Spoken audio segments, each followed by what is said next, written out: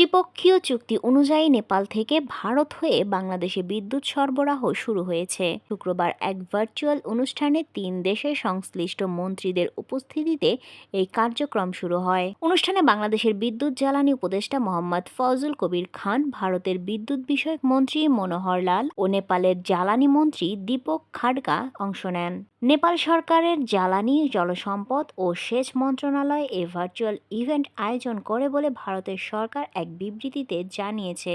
নেপাল থেকে ভারত হয়ে বাংলাদেশে বিদ্যুৎ সরবরাহের মধ্য দিয়ে বিদ্যুৎ খাতে আঞ্চলিক যোগাযোগ বাড়বে বলে আশা করা হচ্ছে। জানা যায়, চলতি বছরের মে-জুনে নেপালের তৎকালীন প্রধানমন্ত্রী পুষ্পকমল দাহল প্রচণ্ড ভারত সফরে বাংলাদেশের জলবিদ্যুৎ সরবরাহের বিষয়ে ত্রিপক্ষীয় চুক্তির ঘোষণা দিয়েছিলেন। এরপর ৩রা অক্টোবর এই চুক্তি সই হয়।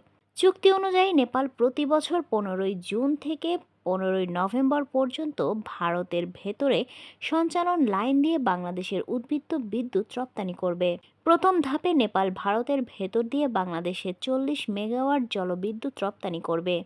এর প্রতি ইউনিট বিদ্যুতের দাম নির্ধারণ করা হয় 6.4 সেন্ট, যা বাংলাদেশি মুদ্রায় প্রায় 7.5 টাকা।